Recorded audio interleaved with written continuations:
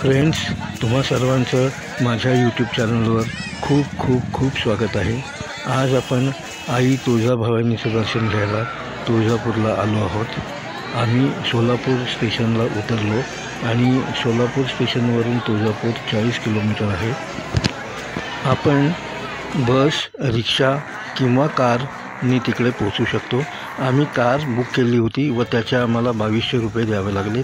ही car आम्हाला तुळजापूरला मातेच्या दर्शनाला घेऊन जाते व दर्शन झाल्यावर परत सोलापूरला आणते। साधारणतः 6 ते 7 तास लागतील जर पास घेतला तर। आम्ही 200 रुपयाचा पास घेतला होता।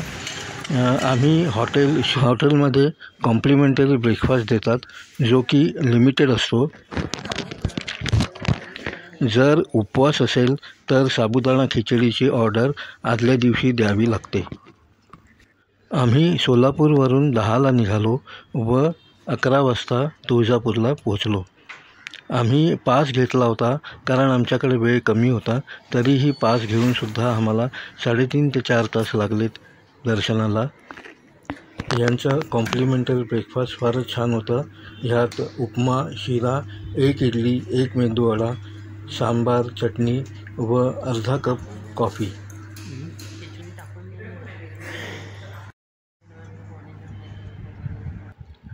ही आहे आमची कार। ह्या कारचे ड्रायव्हर फारच चांगले होते व त्यांनी आम्हाला खूप छान छान टिप्स दिल्यात। त्यांच्यामुळेच आम्हाला खूप माहिती मिळाली जास्त एक्स्ट्रा। आणि जातानासुद्धा त्यांनी आम्हाला सिटीचे पण छान एक टप्पे सांगितलेत। ते फारच छान वाटलं आम्हाला। आणि आम्ही साधारणतः 10 वाजता निघालो होतो आणि 11 वाजता तिकडे पोचलो, म्हणजे 1 तासात आम्ही पोचलो। आणि आमचं दर्शन झालं साधारणतः 3 वाजेपर्यंत, म्हणजे जवळजवळ 3.5 ते 4 तास आम्हाला लागलेत दर्शनाला। मित्रांनो, 3.5 पीठांपैकी पहिले पूर्ण शक्तिपीठ आहे। आईला प्रिय असलेली कवड्यांची माळ इकडे जागोजागी मिळते। हे आहे राजे शहाजी द्वार, इथून आत जाण्यास प्रवेश मिळतो।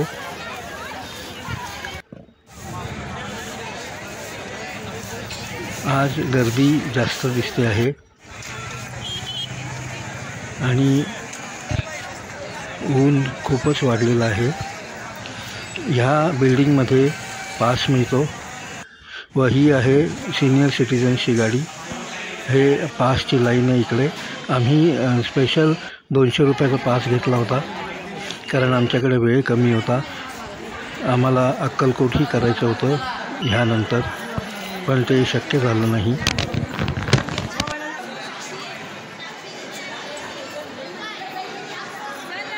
धर्मदर्शन किंवा मेन दर्शन रांगेमध्ये 7 ते 8 तास दर्शनाला लागतात। समोरच आपल्या कल्लोळ तीर्थ दिसत आहे।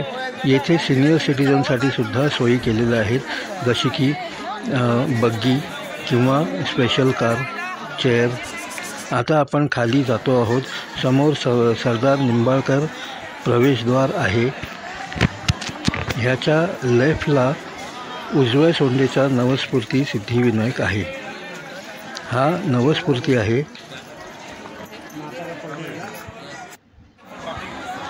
इथून खाली गेल्यावर आपण मंदिराच्या परिसरात जातो व समोरच आपल्याला दिसतं ते यज्ञकुंड किंवा होमकुंड। येथे आपण होम करू शकता। हा होम करण्यासाठी आपल्याला थोडाफार शुल्क द्यावा लागतो, पण बरं वाटतं, त्यांनी मन प्रसन्न होतं जर आपण हा होम केला तर। इथून आपल्याला आपल्या पासच्या रांगेत जायचं आहे, तर इकडे हा गेट आहे, द्वार। ह्या द्वारातून आपल्याला एका हॉलमध्ये एंट्री मिळते। हे पहा किती सारे नारळ इकडे आहेत। हा हॉल आहे। ह्या हॉलमध्ये आपल्याला थांबावं लागतं रांगेमध्ये।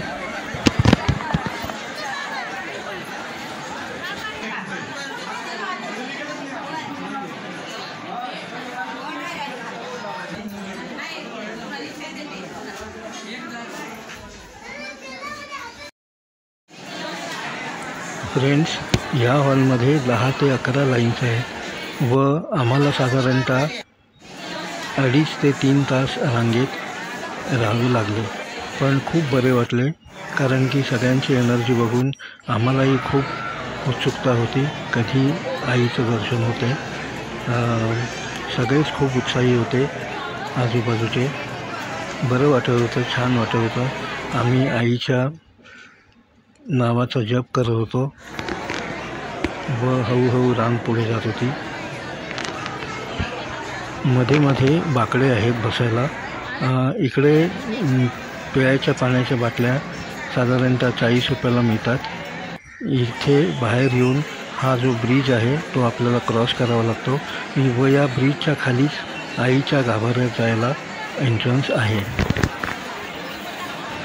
मंदिराची भिंत व पिलर्स फारच छान आहेत. फार छान नक्षीकाम केलेलं आहे, आपण बघू शकता.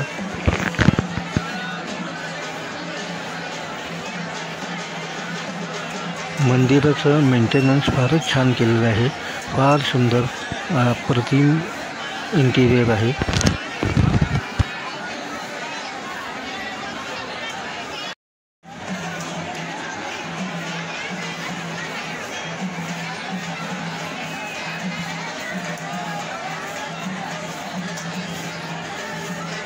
येथे एक दगड आहे व त्या दगडावर हात ठेवल्याने आपल्याला कळतं की आपली मनोकामना पूर्ण होणार आहे की नाही.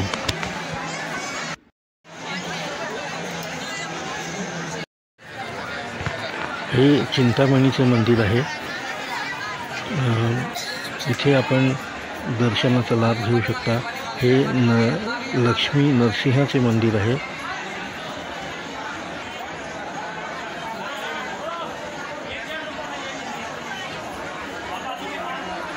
काय छान मूर्ती दिसते बघा. हे मल्हार मारुतीचे मंदिर आहे.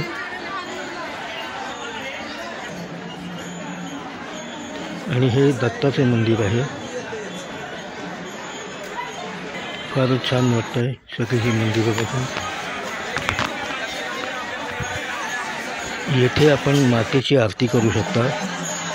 काही शुल्क द्यावा लागतो, फार थोडा, पण ही आरती करून फार बरं वाटतं. मी जास्त इकडे रेकॉर्डिंग घेऊ शकलो नाही, कारण की खूप गर्दी होती. इकडे बसायला पाठीमागे माझ्या जागा आहे. भाविकांना, जे थकलेले भाविक असतात त्यांना बसायची सोय आहे. व इकडे प्रसाद पण वाटला जातो. आपण इकडे बसून देवळाच्या बाहेर मातेचं भारूड होतं व हे ऐकायला फारच छान वाटलं. मला आणि माझ्या परिवाराला खूप खूप बरं वाटलं हे, कारण असं कधी बघायला मिळत नाही आपल्या सिटीमध्ये. फारच छान होतं.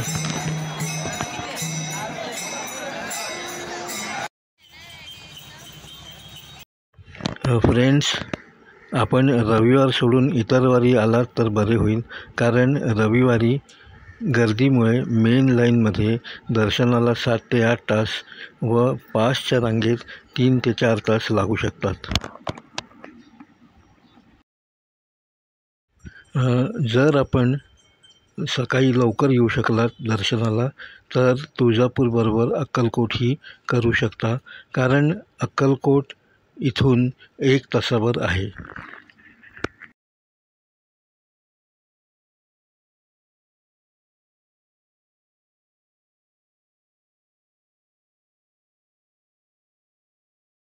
मित्रांनो, परत जाताना शेंगदाणा चटणी व ज्वारीची कडक भाकरी घ्यायला विसरू नका. दोन्ही फारच छान होते, टेस्टी होते. धन्यवाद हा व्हिडिओ शेवटपर्यंत बघण्यासाठी. आशा करतो की आपल्याला हा व्हिडिओ आवडला असेल. प्लीज व्हिडिओला लाईक करा व शेअर करा व सबस्क्राईब नक्की करा. आम्हाला नवीन यूट्यूबर्सना ह्यातून प्रेरणा मिळते. जय तुळजाभवानी.